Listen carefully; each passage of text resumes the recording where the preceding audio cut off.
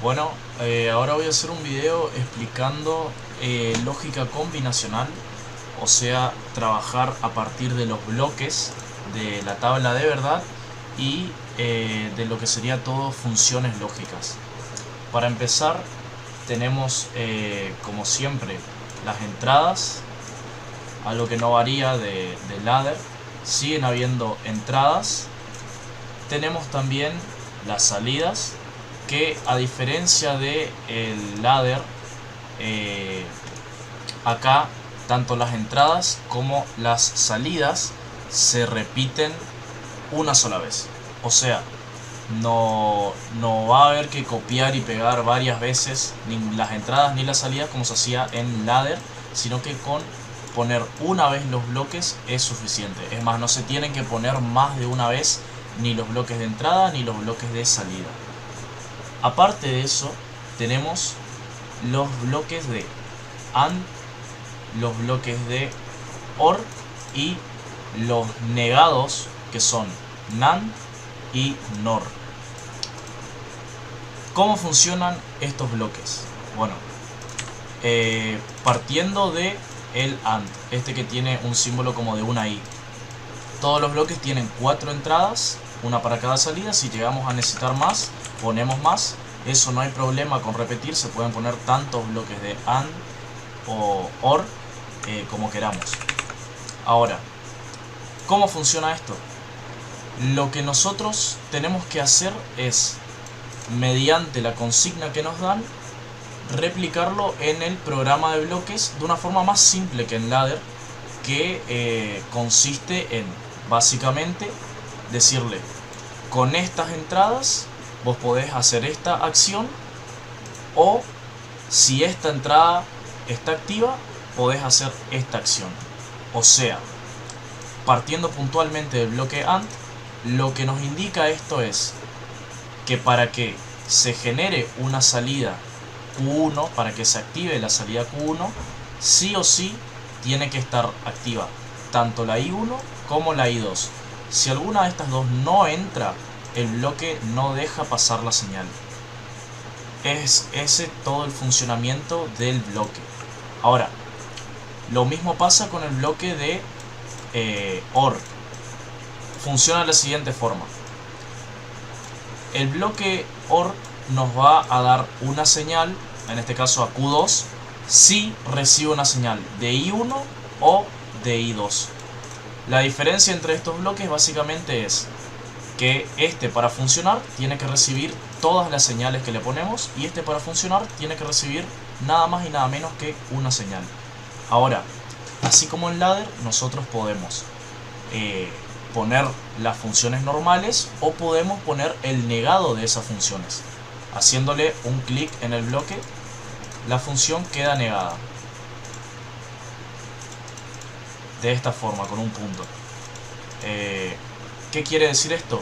Que en el caso del bloque AND, por ejemplo, para que dé una salida en Q1, tiene que dar señal I2, e I1 no tiene que dar señal. Es básicamente el negado del ladder. Lo mismo acá, en el bloque de OR, si nosotros negamos una salida, una señal, digamos, lo que le estamos diciendo acá es que para que este funcione, tiene que recibir una señal de I1 o no tiene que recibir ninguna señal de I2. En ese sentido es muy parecido al ladder, es básicamente lo mismo, solo que más simplificado.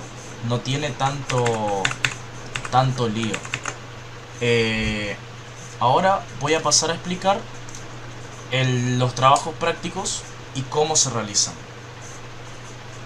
Para trabajar con esto, nosotros lo primero que tenemos que hacer es armar una tabla de verdad. ¿Cómo sería una tabla de verdad? Bueno, leemos primero la consigna. Nos pide que se controle la apertura y el cierre de un portón, que se abre cuando se presiona un pulsador de apertura, se cierra cuando hay un pulsador de cierre. Tiene que haber un sensor que evite que se cierre si hay algo en el camino. Tiene que tener un mecanismo donde el portón no se cierra si hay algo en el camino, a pesar de que se pulse el pulsador de cierre.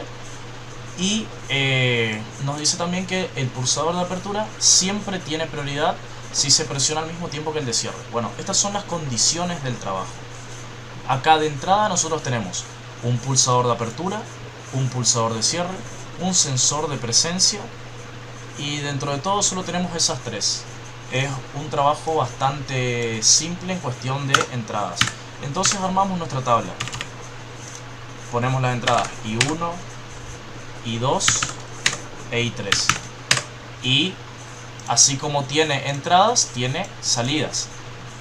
En este caso tiene un motor que abre el portón y un motor que cierra el portón. En la práctica pueden ser el mismo motor, pero para armar el trabajo tenemos que contarlo como dos acciones distintas. Entonces tenemos Q1 y Q2 y lo especificamos acá. Q1 va a ser apertura del portón, Q2 va a ser cierre del portón. Ponemos acá arriba también I1 va a ser el pulsador de apertura, I2 va a ser el pulsador de cierre e I3 va a ser el sensor que nos va a estar indicando si hay algo en el camino, algo o alguien. Las tablas de verdad siempre se repiten en el orden que se trabaja, digamos. No es que cambia, no cambia nunca, siempre se repite.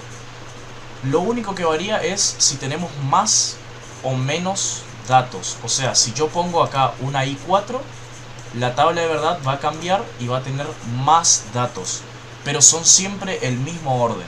Y el orden es así: 000, 001, 010, 011, 100, 100, 101, 110 y 111.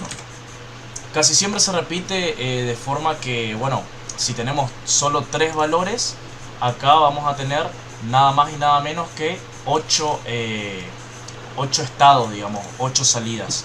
Si nosotros añadimos una más acá, vamos a tener el número de 16 salidas. Y a medida que se va sumando entradas, van apareciendo más datos, pero siempre respetando este orden.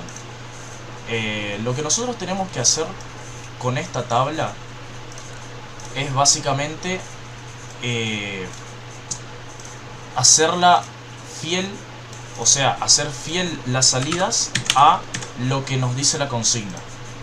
O sea, nos dice que cuando el portón cuando se presiona un pulsador de apertura, el portón debe abrirse.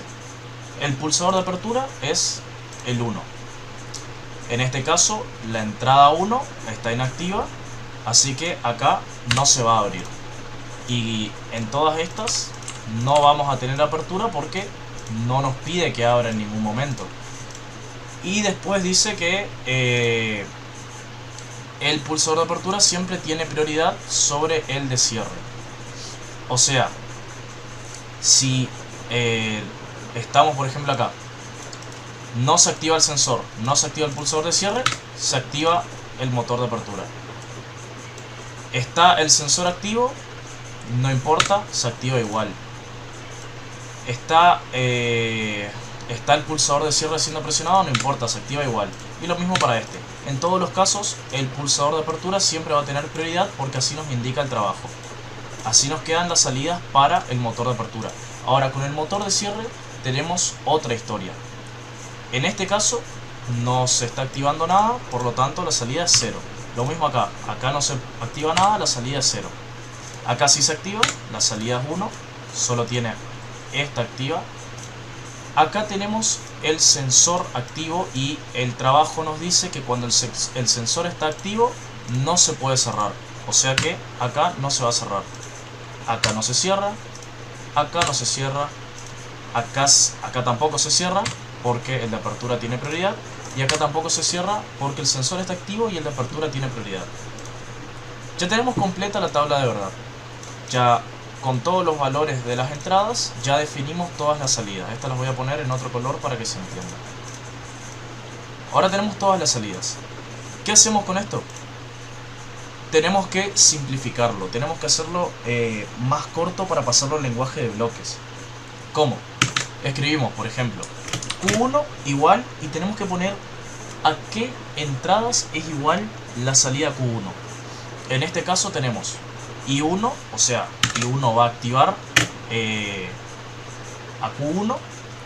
Tenemos en este caso a I1 por I3.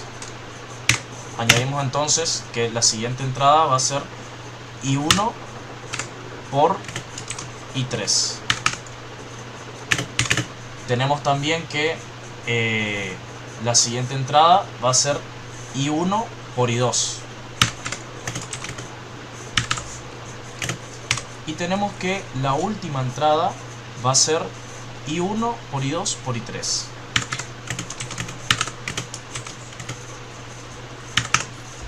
En este caso nosotros todas las entradas,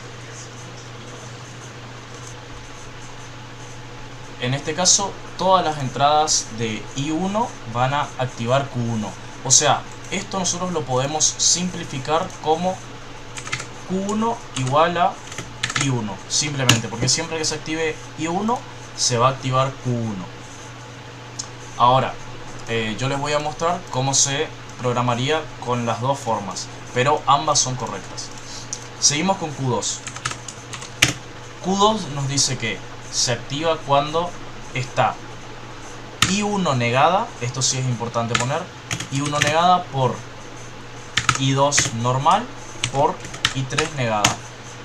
Como yo no tengo para tachar acá, lo voy a poner como simplemente una línea para que se entienda que esto tiene que ser negado, pero en la práctica escrita lleva una rayita arriba. Ahora, viendo la tabla de verdad, solo hay una vez en toda la tabla que se activa Q2. Sería simplemente esto, no hay otro momento donde Q2 se active. Así que no podemos hacerlo más simple que esto, porque sí o sí hay que aclarar que I1 e I2 e I3 tienen que estar negadas. Teniendo estos dos datos ya, mejor dicho, estos dos, lo simplificado, ya podemos pasar directamente al logo. ¿Cómo trabajaríamos con el logo entonces? Me voy a poner la tabla de la verdad al costado. Para trabajar con el logo nosotros vamos a tener que colocar primero todas las entradas y todas las salidas, como ya había puesto antes. Tenemos I2, I1 y tenemos también I3. Son nuestras tres entradas y solo tenemos dos salidas, Q1 y Q2. Y vamos a tener que hacer uso de estos dos bloques. Ahora, ¿cómo se usan estos bloques? Si vamos a la tabla de verdad y vamos puntualmente a Q1, los casos que activan Q1, nos dice que para activar Q1 necesitamos I1, necesitamos también I1 por I3. Esta sería la forma larga, ¿no es cierto? Si hacemos la forma corta, con ponerlo así ya está. I1 activa Q1. Esa sería la forma corta. Ahora para la forma larga sería así.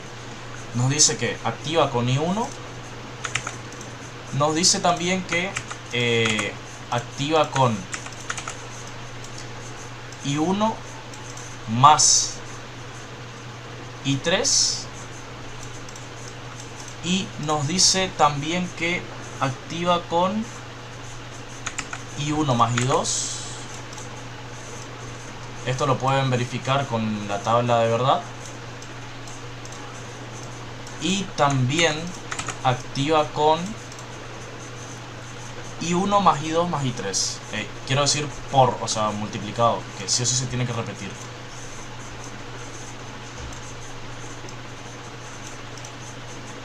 Hacemos los cuatro bloques y en este caso nosotros tenemos escrito en nuestra tabla de verdad que cualquiera de las cuatro entradas que tenemos acá nos va a dar el mismo resultado, que sería activar Q1. Entonces lo ponemos con el bloque de OR, que funciona para eso. Y básicamente lo que le estamos diciendo al programa acá es que si cualquiera de estas cuatro se cumple, esto le va a habilitar la señal a Q1. Se puede hacer así, como también se puede hacer de la forma corta, que es, bueno, como ya les había mostrado, voy a borrar esto acá, ponerlo simplemente así, que fue la versión simplificada que hicimos, que sería esta. La que recién hicimos fue esta, la forma larga, y esta que está ahora es la forma corta. Ambas funcionan porque así es la consigna del programa. Ahora, con Q2 nosotros vamos a tener que sí o sí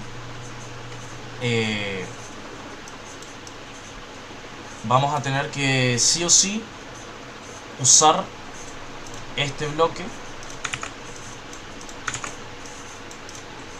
y usar las tres entradas, I1, I2 e I3. Pero nosotros en la tabla de verdad pusimos que I1 e I3 tienen que estar negadas para que se cumpla Q2. Así que negamos I1 y negamos I2 y lo conectamos. En este caso el bloque de acá no es tan necesario, ya que simplemente se necesita que Q1 se active. Podemos agarrar y conectarlo directamente, o ponerle un bloque, es lo mismo. Básicamente esto sería la resolución del trabajo del portón. No es nada complicado, es más, esto se puede probar donde, bueno, si se activa I1 se tiene que activar Q1, y si se activa cualquier otro no importa, siempre tiene que estar activado I1. Ahora, solo cuando no hay nada activado y se activa I2 es que se va a activar Q2. Si cualquiera de las otras dos cosas se activa, no se activa Q2. Es más, en este caso donde ambos pulsadores se activan, responde primero Q1 porque así lo programamos. Y de esta forma simple cumplimos con la consigna.